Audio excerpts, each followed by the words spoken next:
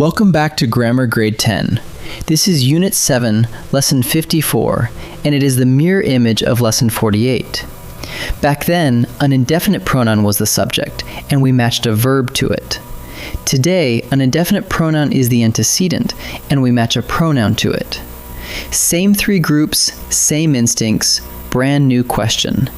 And along the way, we will finally settle the argument about everyone raised their hand. Let us get to it. Let us line the two lessons up side by side. In Lesson 48, an indefinite pronoun sat in the subject seat, and a verb had to agree with it. Today, that same word moves into a different job. It becomes the antecedent, the word a later pronoun points back to. And that later pronoun has to agree with it in number. So Lesson 48 matched the verb to the indefinite pronoun. Today, we match a pronoun to the indefinite pronoun. It is the same problem seen from the other side of the very same coin. And here is the happy part. It uses the identical three groups you already learned. Group 1 is the big one, and it behaves exactly as it did before.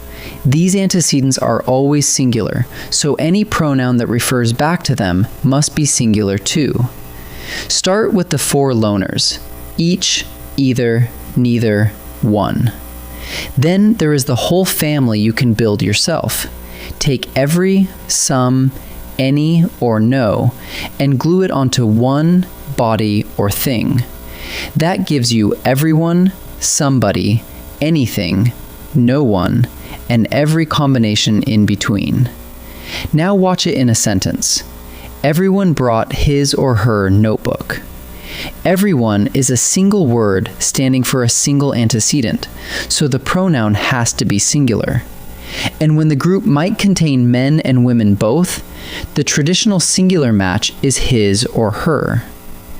Now let us face the sentence that everybody argues about. Everyone raised their hand. For a long time, that was called an agreement error, and the reason is easy to see. The traditional rule says to write, everyone raised his or her hand, because everyone is grammatically singular, and his or her is singular too. That version is airtight. In formal writing, it is never wrong. But language moves. Today, singular there is widely accepted by nearly every style guide, so everyone raised their hand is perfectly fine in almost any modern context. It is natural, it is short, and it does not assume anybody's gender. Still, there is a third move, and it is often the cleanest of all. Make the whole sentence plural. All the students raised their hands. Now the antecedent is plural, the pronoun is plural, nobody can object, and the sentence simply reads better. Group 2 is short and merciful. 4 words, and they are always plural. Both, few, many, several.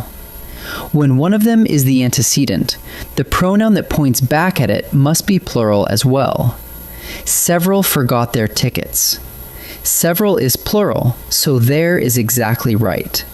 And notice how ordinary that sounds. Nobody ever trips over this group. The of phrase changes nothing here either. Both of the twins lost their gloves. The antecedent is both, which was already plural before the phrase ever showed up. So there again. 4 words, and only 4. Both, few, many, several. Learn them by heart, and Group 2 is finished forever. Group 3 is the subtle one, and it is where this lesson earns its keep. Some, all, any, none, most. These 5 can be singular or plural, and the pronoun simply follows whichever way they lean. So what makes them lean? The noun inside the prepositional phrase. This is the one and only time you do look at that phrase. Listen. Most of the cake lost its icing. Most is pointing at cake, and cake is singular, one single cake, so the pronoun is its. Now change exactly one noun. Most of the cookies lost their icing. This time, most is pointing at cookies, and cookies is plural, so the pronoun becomes their.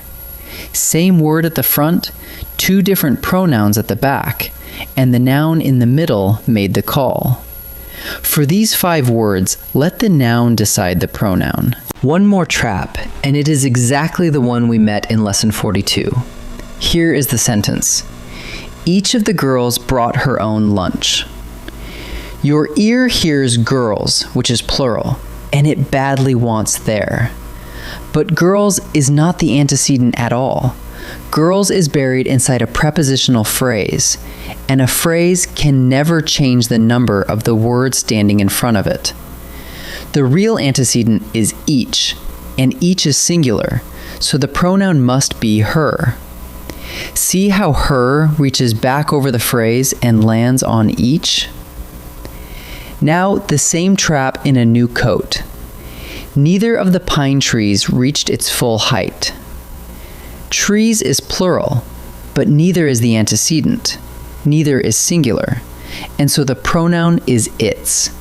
The move never changes. Cover the off phrase with your finger, and then look again at what is left. Let us fold the whole lesson into a 3-step check you can run on any sentence. Step 1. Find the indefinite pronoun that is acting as the antecedent, the word a later pronoun points back to. Step 2. Ask which group it lives in, always singular, always plural, or the it depends group. Step 3.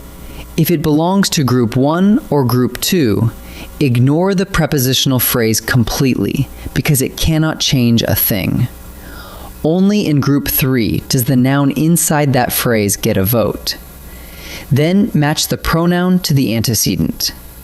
And remember, whenever the singular ones start to feel awkward, going plural is always an honest way out. Shall we practice? In this first set, every antecedent comes from group 1 or group 2, so the prepositional phrase is pure decoration. Find the antecedent, name its group, and pick the pronoun. Pause the video and choose before I reveal each answer.